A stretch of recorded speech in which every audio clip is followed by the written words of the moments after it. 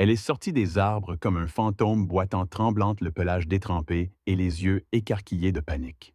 Dans sa gueule, un minuscule chiot mourant, respirant à peine. Elle n'a pas aboyé, elle n'a pas grogné. Elle s'est juste tenue tiée là sous la neige qui tombait fixant la porte du chalet, comme si elle savait qui était à l'intérieur et ce qu'il avait perdu. Ce qui s'est passé ensuite allait tout changer. Des vies ont été sauvées, des secrets découverts, et un lien indéfectible s'est forgé entre un homme brisé et deux âmes oubliées. Ce n'est pas seulement une histoire de sauvetage, c'est l'histoire de comment ils l'ont sauvé lui.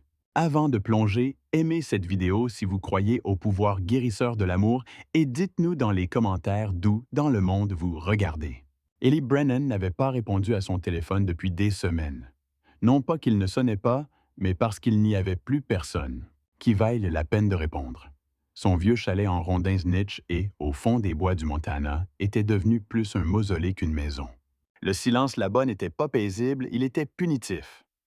Les matins s'étiraient en nuit, sans une seule voix, sans une seule raison de s'en soucier. C'est du moins ce qu'il pensait jusqu'à ce matin où elle est apparue. Une silhouette boitant à travers la neige, sans collier, sans bruit, juste de la douleur, et quelque chose d'autre, un but. Il l'a vue pour la première fois en ouvrant de la porte pour vérifier la météo. Au premier regard, elle ressemblait à une ombre plaquée contre le blanc, une berger allemand, les pattes tremblantes, les flancs se soulevant lourdement. Et puis, il a vu le paquet dans sa gueule, un chiot ensangloté, s'accrochant à peine à la vie. Ses yeux se sont fixés sur les siens comme un cri silencieux, non de peur, mais de supplication. Ellie n'a pas bougé. Il ne pouvait pas. Ce regard a atteint un endroit qu'il avait scellé il y a longtemps. Il n'avait plus l'habitude de prendre des décisions, pas celles qui comptaient, mais quelque chose en elle. Elle n'a pas mendié, elle n'a pas gémi. Elle s'est simplement tenue là, tenant son enfant comme si elle déposait sa dernière lueur d'espoir à ses pieds, comme si elle n'avait cherché que lui.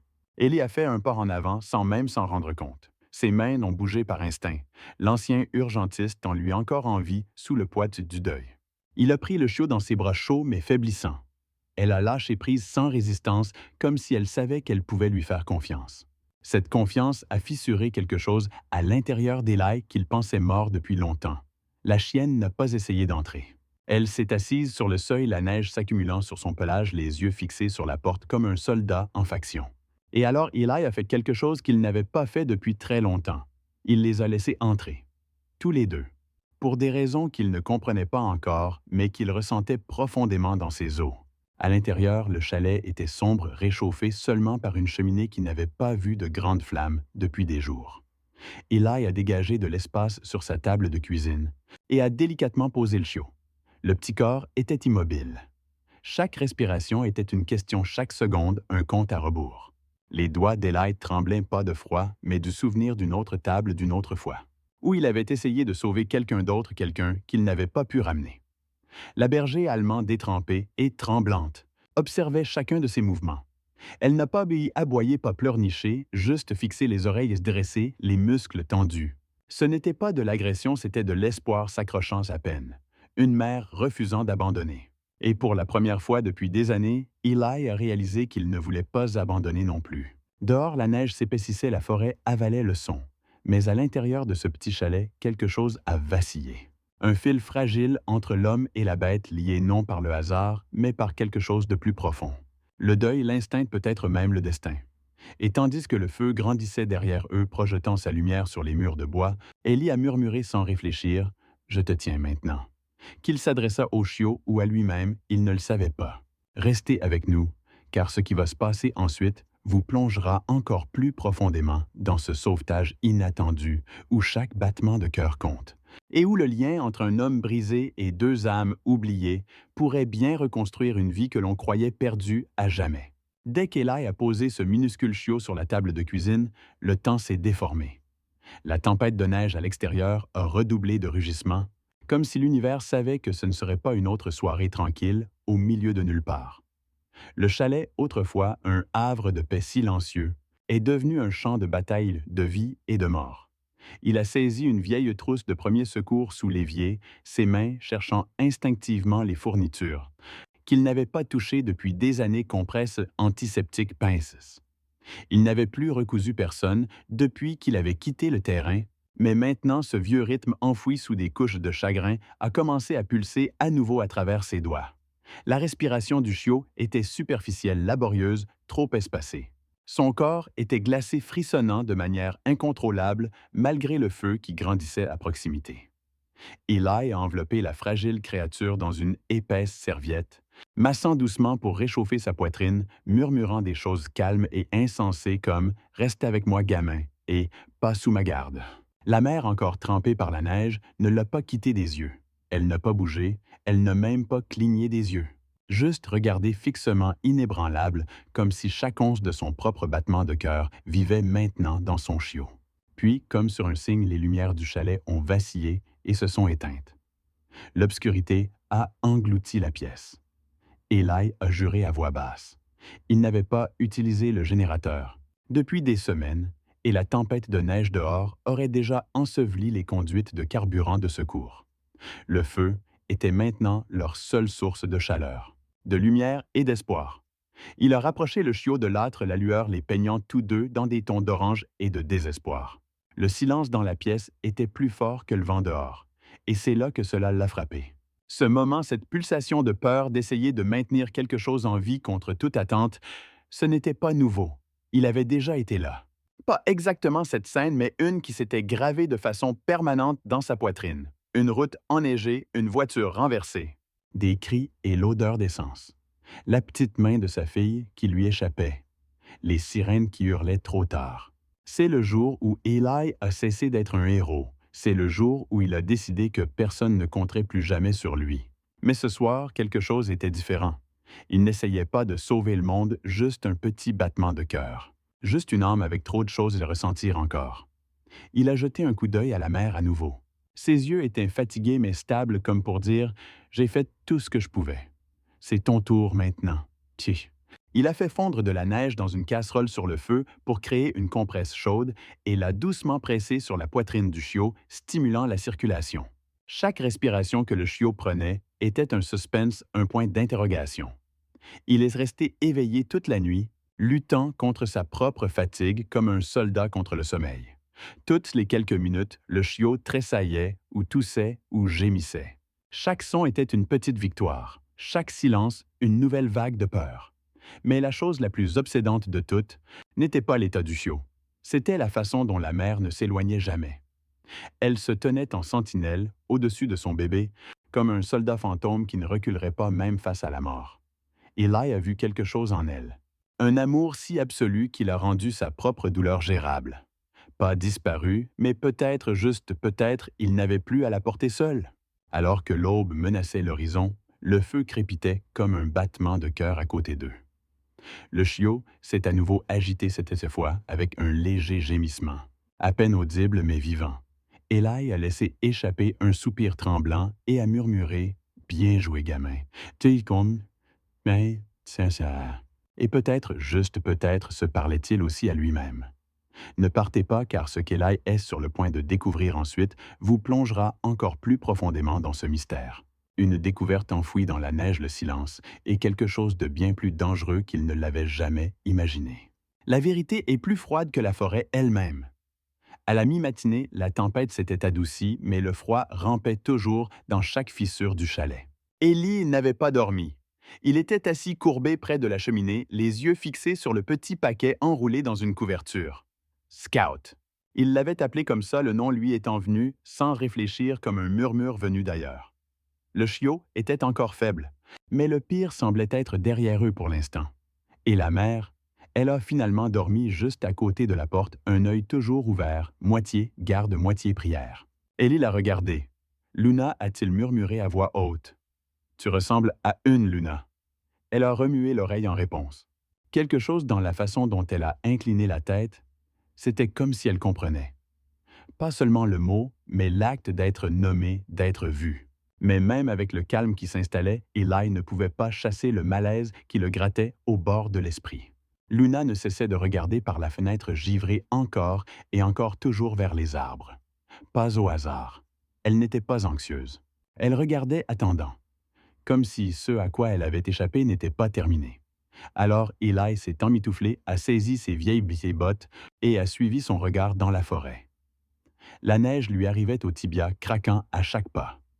Tandis qu'il s'enfonçait parmi les arbres, le silence était épais, pas paisible, plutôt comme un souffle retenu, une sorte d'immobilité qui ne semblait pas vide mais observée. Les arbres se dressaient comme des sentinelles, les ombres se glissaient derrière les troncs, et à peine 20 mètres du chalet, il les a vus.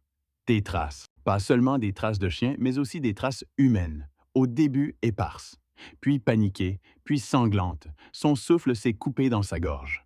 Il a suivi les empreintes jusqu'à ce qu'elles disparaissent dans une légère dépression près d'un vieux ruisseau gelé. Là, à moitié enfoui sous la neige, se trouvait le vestige d'un campement. Une bâche déchirée, des boîtes de conserve écrasées, et quelque chose de pire. Une bande de tissu imbibé de sang séché, tordue autour d'un morceau de corde en nylon. Tout près, une plaque métallique gisait à moitié gelée dans la glace. Il s'est agenouillé pour la ramasser et l'a retournée. 3 initiales gravées dans le métal J. Casey. Les lettres ne lui disaient rien, pas encore, mais elles lui ont tordu les tripes. Eli a balayé des yeux la lisière de la forêt, soudain conscient de sa vulnérabilité. Ce sentiment, celui qu'il n'avait pas ressenti depuis ses jours d'urgentiste. Le sentiment que quelqu'un le regardait. Cela l'a saisi comme une engelure. Il n'a pas couru, mais il a marché plus vite sur le chemin du retour. Chaque pas était plus lourd, chaque regard en arrière plus fréquent. Quand il est rentré au chalet, Luna l'attendait. Elle faisait les 100 pas près de la porte, la queue raide, la posture alerte. Scout a laissé échapper un doux cri, un faible aboiement, qui dépassait à peine ses propres oreilles. Elliot a refermé la porte derrière lui, l'a verrouillée et s'est appuyé contre elle pour reprendre son souffle. Cette nuit-là, Luna a pressé son corps contre la jambe d'Eli pour la première fois.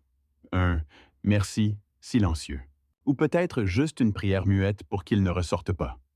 Eli n'a rien dit. Il s'est juste penché et a laissé sa main se poser sur sa tête. C'était la première fois qu'il touchait une autre âme vivante depuis des mois, peut-être plus longtemps. Le feu a de nouveau crépité, et ce faisant, Eli a tourné la plaque dans ses doigts encore et encore, murmurant pour lui-même « D'où venez-vous, Luna ?» Mais il savait déjà. Ils ne s'étaient pas contentés d'errer ici. Ils avaient échappé à quelque chose qui pourrait bien être toujours là. Et ensuite, Eli va découvrir jusqu'où quelqu'un est prêt à aller pour garder un secret enfoui sous la neige. Restez avec nous. La vérité est plus froide que la forêt elle-même. Le vent est revenu comme s'il avait un compte à régler. Dès la nuit suivante, la tempête qui semblait passer a fait un retour en force. Le genre de tempête de neige du Montana qui avalait le son, étouffait la lumière et faisait craquer les arbres comme de vieux os. Ellie se tenait à la fenêtre, la vitre embuée par le feu derrière lui, regardant les flocons s'épaissir comme des cendres tombantes. C'était étrange comme quelque chose de si silencieux pouvait porter un tel poids. Mais cette nuit ne concernait pas seulement la météo. Elle concernait la mémoire. À l'intérieur, Scout gémit doucement dans son nid de couverture. Luna était étroitement blottie à côté de lui, les oreilles frémissantes à chaque craquement des murs. Le chalet, bien que petit, semblait immense dans l'obscurité. Chaque ombre semblait plus haute, chaque craquement plus fort. Mais c'est le silence qui a finalement brisé Eli. Pas dehors, mais en lui. Les tempêtes ramenaient toujours le passé, et celle-ci avait de longs doigts. Il n'avait dit à personne, pas même à lui-même vraiment, que cette période de l'année était la pire. Pas à cause des fêtes ou de l'isolement, mais parce que c'est à ce moment-là qu'ils étaient morts. Sa femme, Myriam. Sa fille Ellie, une simple plaque de verglas, un camion arrivant trop vite. Une seconde de trop. Il conduisait, il criait. Et pourtant, il n'avait pas pu l'arrêter, pas pu le réparer. Il se souvenait de l'épave tordue comme si elle était encore devant lui. Le métal plié comme du papier, la vapeur montant du moteur, l'odeur du caoutchouc brûlé et du sang. Et Ellie, sa petite main qui lui échappait tandis que le monde devenait noir. Cette nuit l'a brisé, pas seulement émotionnellement, mais spirituellement. Et pendant des années, il avait erré dans les ruines de ce moment, cherchant quelqu'un à blâmer, revenant toujours au même miroir. C'est pourquoi il était venu ici, pour disparaître sans mourir, pour s'enterrer avant que la terre ne le fasse. Mais maintenant, il y avait Luna. Il y avait Scout. Et dans leur respiration aussi fragile soit-elle, il avait trouvé quelque chose d'inattendu. Une raison de s'en soucier. Une raison de rester éveillé. Il s'est dirigé vers le feu, y jetant une autre bûche. Les flammes se sont élevées en réponse. Le courant était coupé depuis longtemps et la conduite de carburant gelé du générateur ne redémarrerait pas avant le matin. Il a vérifié Scout posant une main douce sur les côtes du chiot. Toujours chaud, toujours respirant. Luna s'est rapprochée, posant son menton sur le genou d'Eli. Il n'a pas bougé, il l'a juste laissé rester là. Le contact était électrique et réconfortant, comme si peut-être ils s'empêchaient mutuellement de s'effondrer. Puis est venu le bruit. Une égratignure, puis deux à la fenêtre. Pas le vent, pas un arbre. Quelque chose de délibéré, quelque chose qui essayait d'entrer. Ellie s'est levée lentement. Luna aussi les oreilles dressées, le corps raide. Un grognement sourd a vibré dans sa gorge. Pas le grognement joueur, celui qui parlait d'un souvenir ancré dans les os. Eli s'est dirigé lentement vers la porte. Il ne l'a pas ouverte, il n'a pas parlé. Il a regardé par le judas qu'il avait percé lui-même des années auparavant, sans vraie raison. Jusqu'à maintenant.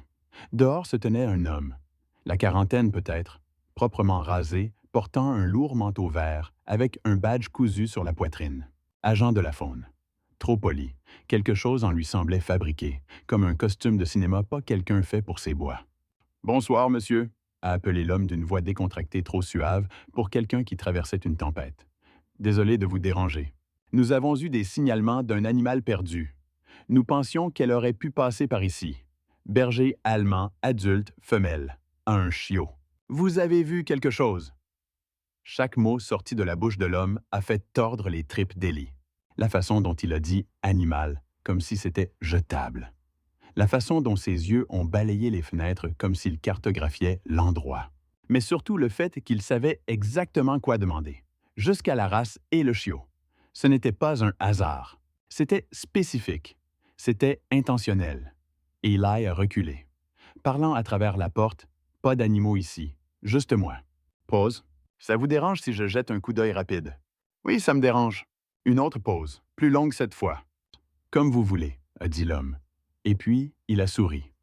Eli pouvait l'entendre dans sa voix, un sourire sans chaleur. « Restez prudente ici, ça devient vraiment solitaire. » Et puis il est parti. Pas de questions, pas de protestation. Il a simplement disparu derrière la ligne d'arbres comme un brouillard se fondant dans les bois. Mais Eli savait mieux. Ce genre de calme ne partait pas. Il s'attardait, il ne s'est pas détendu, pas même un peu. Il est resté figé, sa respiration embuant la fenêtre, ses yeux balayant la piste laissée par l'homme, jusqu'à ce qu'elle disparaisse comme si elle n'avait jamais existé. Des minutes ont passé, puis une heure. Et juste au moment où il commençait à croire que l'homme était peut-être parti. Luna a émis un aboiement sec et s'est précipitée vers l'arrière du chalet. Scout a gémi faiblement depuis son nid. Eli a suivi le grognement de Luna jusqu'à la fenêtre arrière. Il n'a pas eu besoin de la lampe de poche. La lune était suffisamment brillante. Là, juste au-delà de la remise, il y avait du mouvement. Une silhouette qui faisait le tour de l'arrière. Le même manteau, le même homme. Pas de lampe de poche, pas de bruit. Juste marchant lentement vers la remise à outils, comme s'il appartenait à cet endroit. Les instincts d'Eli ont hurlé. Il a saisi le vieux fusil de chasse sur le râtelier près du feu. Encore poussiéreux mais chargé. Il a ouvert en grand la porte arrière et s'est avancé dans la neige. Ses bottes craquaient comme des os sous lui. L'homme s'est retourné. Leurs yeux se sont rencontrés pour la première fois. « Dernière sommation, » a dit Eli. Sa voix était de l'acier enveloppé dans de la glace. L'homme a simplement souri à nouveau. « Vous croyez vraiment qu'ils seront en sécurité ici pour toujours? » Et puis, il a disparu dans les arbres comme un fantôme. Ellie est resté dans la neige longtemps après le cœur battant contre ses côtes. Il n'avait plus besoin de confirmation. Ils ne fuyaient pas seulement la maltraitance. Ils étaient traqués. Et ce qui arrive ensuite lorsque les menaces reviennent à la faveur de la nuit, c'est qu'un homme hanté par le passé doit décider s'il doit fuir à nouveau ou devenir le protecteur qu'il n'a jamais pu être. Restez prêts. La tempête s'est peut-être arrêtée, mais la vraie bataille ne fait que commencer. Eli n'a pas dormi cette nuit-là. Pas un clin d'œil. L'adrénaline avait cimenté ses os en place, le forçant à écouter chaque craquement du vent, chaque soupir du bois, chaque pas qui pourrait ne pas être le sien. Luna n'a pas dormi non plus. Elle a arpenté le plancher en silence, ses griffes tapotant un rythme régulier d'avertissement. Scout laissait échapper de légers bruits dans son sommeil, complètement inconscient du fait qu'à l'extérieur de leur fragile cocon de lumière de feu et d'ombre, quelqu'un attendait. Vers 3 heures du matin, les bois étaient redevenus complètement silencieux. Pas un silence calme. Un silence comme si quelque chose dehors avait cessé de bouger, non pas parce qu'il était parti, mais parce qu'il observait. C'est à ce moment-là que le bruit est revenu. Pas un coup. Cette fois, un cliquetis métallique. Doux, intentionnel. Il venait de la remise. Eli a bougé plus vite que ne le permettrait son âge. Il a saisi la lampe de poche d'une main, le fusil de chasse de l'autre. Luna a grogné profondément dans sa gorge, mais n'a pas aboyé. Elle l'a suivi de près alors qu'il se glissait par la porte arrière, la poussant avec son épaule. Le froid lui a mordu le visage comme des dents. Mais la peur engourdissait tout le reste. La remise se tenait à 6 mètres de là, sa silhouette lourde contre la neige pâle. Un côté de la porte pendait légèrement ouvert, juste assez pour laisser entrer ou sortir. Qui que ce soit qui y était. Eli a balayé la lumière sur le chemin, des empreintes de bottes fraîches, menant droit à l'entrée, puis disparaissant à l'intérieur. Pas de trace de sortie, qui que ce fût, il était toujours là. Eli a élevé la voix, nette et ferme. « Sortez maintenant, et je ne tire pas. » Il a fait un pas de plus. Luna s'est figé les poils hérissés, son grognement montant en intensité. Et puis l'homme est sorti, le même manteau, le même visage calme, mais son sourire avait disparu, remplacé par quelque chose de plus froid. Il a levé les mains comme une plaisanterie. « Détendez-vous, a-t-il dit. Je voulais juste m'assurer qu'ils étaient toujours en vie. » Eli n'a pas baissé le fusil de chasse. « Péchard, pourquoi? Ils sont précieux. Restons-en là. » Ce chiot a une marque de brûlure. Vous voulez me dire quel genre de valeur c'est? L'homme haussé. Haussé sur les épaules. Le genre pour lequel les gens payent, c'était tes sommes. Le souffle d'Eli s'est coupé. Le monde a vacillé pendant une demi-seconde. Ils avaient marqué Scout au fer rouge. Ils l'avaient transformé en propriété. Il n'était pas un sauvetage. C'était un produit, un numéro sur la liste de quelqu'un. « Vous ne les prendrez pas, » a dit Eli la voix rauque. L'homme a fait un pas lent en avant. « Vous n'êtes pas flic. Vous vivez hors réseau. Pas de réseau cellulaire. Pas de voisins. Si vous disparaissez, personne ne viendra. » Et c'est là que Luna a bondi, sans avertissement, sans hésitation. Elle a fendu la neige, aboyant comme le feu s'écrasant sur la jambe de l'homme de tout son poids. Il est tombé avec un grognement. Le pistolet qu'il avait caché sous son manteau a glissé sur la glace. Eli a repoussé du pied le fusil de chasse, toujours levé le cœur battant maintenant dans sa poitrine. Luna se tenait au-dessus de l'homme grognant plus fort maintenant, les crocs découverts, les yeux brillants dans le faisceau de la lampe de poche. Eli s'est approché rapidement et fermement. Saisissant un morceau de corde à l'intérieur de la remise, il a attaché les mains de l'homme derrière son dos pendant que Luna montait la garde, grognant toujours. Son corps tremblant de rage et de peur, et de quelque chose de plus profond. Quelque chose qui avait attendu des mois pour être libéré. L'homme n'a pas lutté. Il a juste murmuré quelque chose sous sa respiration, tandis qu'Eli le traînait jusqu'au pied d'un arbre près du porche et l'attachait au tronc. « Il n'était jamais censé survivre, » a-t-il murmuré. « Ils sont abîmés, c'est pour ça qu'on les a à bas prix. » Eli l'a regardé. Le dégoût lui remontait l'échine comme de l'huile. « Vous avez tort, » a-t-il dit calmement. « Ils vous ont survécu, cela les rend plus forts. Que vous ne le serez jamais. » De retour à l'intérieur, Scout a encore gémi sentant le changement d'énergie. Ellie s'est agenouillée à côté de lui, passant une main sur son corps fragile. Luna est entrée à pas feutrés derrière lui et s'est blottie autour de son chiot, posant enfin sa tête. Pour la première fois, Eli a réalisé quelque chose. Peut-être que Luna n'avait pas apporté Scout à lui, parce qu'il était un étranger dans les bois. Peut-être qu'elle l'avait apporté parce qu'elle savait. Elle avait vu quelque chose en Ellie. Quelque chose de brisé, mais prêt à se battre, prêt à guérir, prêt à rester. Et ce qui s'est passé ensuite, cela change tout. Car dans la dernière partie de l'histoire, le monde découvre ce qui s'est réellement passé dans ce chalet. Et le lien entre un homme brisé et deux âmes oubliées devient quelque chose que même les monstres ne peuvent détruire. Restez avec nous. La faim réchauffera la partie la plus froide de votre cœur. Les premiers rayons du matin n'ont pas seulement percé le ciel, ils ont fissuré quelque chose à l'intérieur d'Ellie. Une chaleur qu'il n'avait pas ressentie depuis des années a rampé dans le chalet. Pas du feu, mais du doux bourdonnement de l'espoir. Scout toujours fragile, mais respirant régulièrement, s'est blotti contre le ventre de Luna comme pour s'ancrer à la vie. Luna, épuisée par son face-à-face de minuit, a posé sa tête sur la botte d'Ellie et a fermé les yeux, se permettant enfin de faire confiance à quelqu'un d'autre pour veiller. Dehors, l'homme toujours ligoté à l'arbre avait cessé de menacer. Maintenant, il mendiait. D'abord avec sarcasme, puis avec désespoir. Mais Eli n'a pas dit un mot. Il n'en avait pas besoin, car juste au moment où le soleil montait plus haut, un nouveau son s'est joint au vent, le craquement incomparable des pneus sur la neige. Deux camions noirs ont traversé les arbres, marqués des logos de l'État et du fédéral. Phares éteints, silencieux mais puissants dans leur présence. Eli s'est tenu sur le porche, le fusil de chasse baissé, les épaules raides. L'agent principal est sorti. Angela Cortez de la Division des crimes contre les animaux. Un nom qu'Eli n'avait pas prononcé depuis des années, mais un nom en lequel il avait autrefois confiance. Elle avait été une jeune recrue lors d'un de ses derniers sauvetages sur le terrain. Maintenant, elle en dirigeait un. « Vous avez envoyé les coordonnées ?» a-t-elle demandé. Eli a hoché la tête. « Et les photos, la plaque, l'homme. » Elle a jeté un coup d'œil à la silhouette attachée, tremblant toujours contre l'arbre. Puis, elle a regardé Eli. « Vous venez de démanteler le dernier maillon de l'une des opérations d'élevage illégales les plus abusives de 3 États. » Eli n'a pas souri. Pas encore. Mais ses épaules se sont enfin relâchées.